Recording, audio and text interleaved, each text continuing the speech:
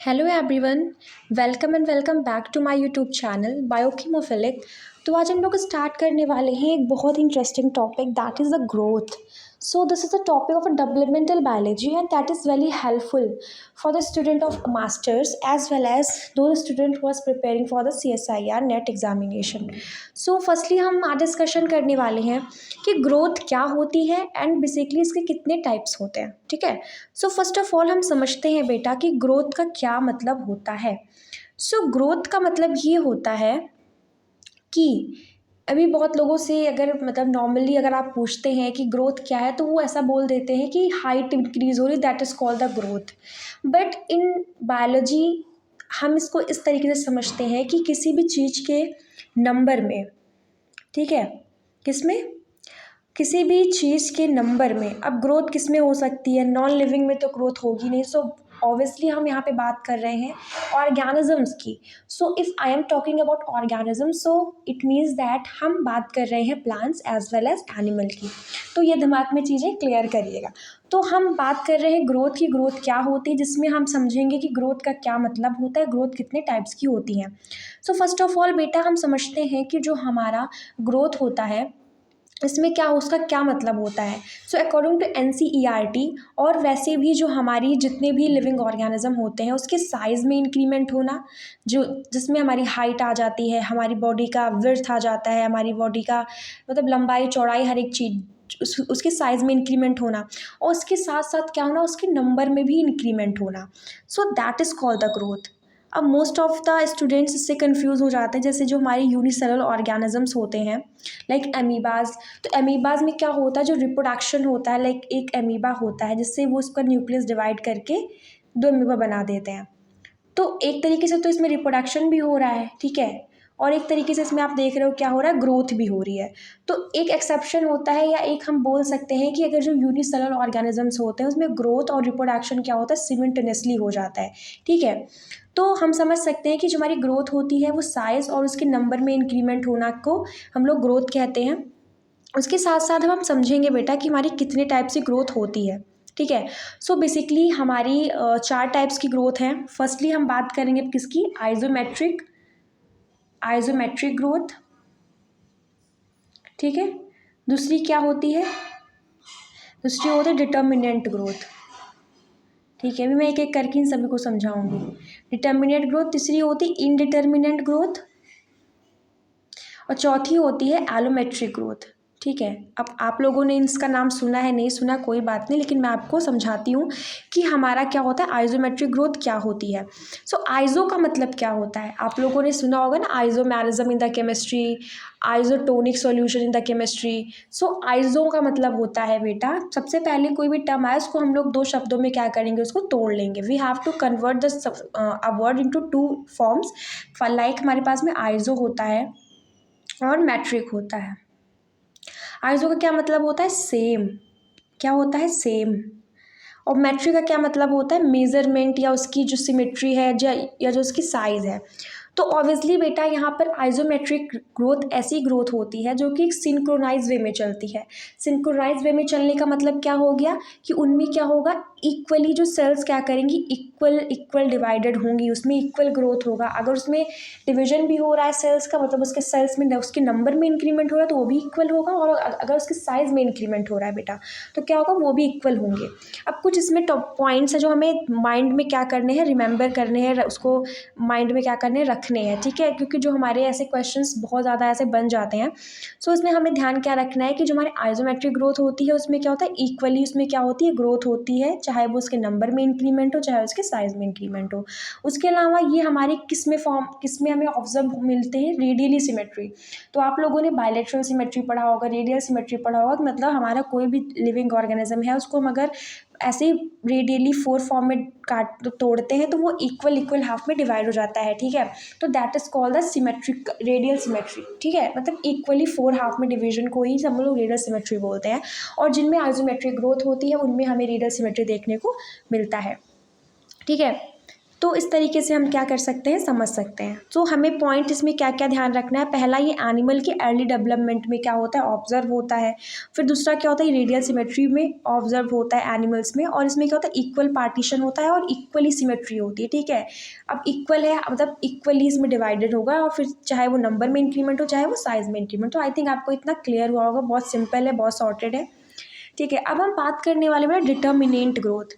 Determinant growth का क्या मतलब हो गया, नाम से ही पता चल रहा है बेटा, डिटर्मिनेंट हमसे होता नहीं कि हम किसी चीज़ के लिए क्या हो जाता है, डिटरमाइंड हो जाते हैं कि हाँ हमें ये एग्ज़ाम क्रैक करना है, या हमें लाइफ में कुछ अच्छा करना है, या इस लाइफ को हमें एक अच्छा मुकाम देना है। तो जो भी चीज़ें हैं सो हम उस चीज़ के लिए क्या होता है, डिटर्मिनेट होते हैं। वैसे ग्रोथ के टर्म में बात आती है डिटर्मिनेट की, तो मतलब ग्रोथ के टर्म में अगर डिटर्मिनेट की बात हो रही है तो इसका मतलब क्या होगा कि जो ग्रोथ होगी वो एक डिटर्मिन्ड होगी एक फिक्स टाइम के लिए, कि हाँ हम इसके आगे आप ग्रोथ नहीं करेंगे, या इसके आगे उसमें ग्रोथ नहीं होगी। तो that is a simple and sorted meaning. तो डिटर्मिनेट का मतलब हो गया कि फिक्स टाइम है उसमें ग्रोथ होने का, मतलब उसमें क्या होगा, अब इस टाइम के बाद में क्या होगा, ग्रोथ नहीं हो पाएगा। तो वो कैसे, कौन कौन से ऑर्गेनिजम्स होते हैं जिसमें फिक्स टाइम के बाद ग्रोथ नहीं होती है। तो उसमें हमारे बेटा आते हैं एनिमल्स, ठीक है। एनिमल्स हो गए जिसमें हमारे बहुत सारे वर्टिब्रेट्स होते हैं, ठीक है। उनमें फिक्स टाइम के बाद क्या होती है, ग्रोथ होना बंद हो जाती है। जैसे आप यहाँ पर एक देख रहे हो, ग्राफ देख रहे हो जिसमें उसका साइज़ दिखाया गया है, और उसमें क्या दिखाया गया, पहले तो धीरे धीरे ग्रोथ हुई, बट एक टाइम ऐसा है जहाँ पर उसकी ग्रोथ रुक गई, क्योंकि उसमें एक मतलब वो डिटर्मिनेंट है कि हम इस टाइम के बाद या इस एज के बाद में हम वो ग्रोथ नहीं करेंगे, चाहे उसके साइज़ में इंक्रीमेंट होना हो चाहे उसके नंबर में इंक्रीमेंट होना हो, ठीक है। तो अब हम बात कर लेंगे बेटा इनडिटर्मिनेंट।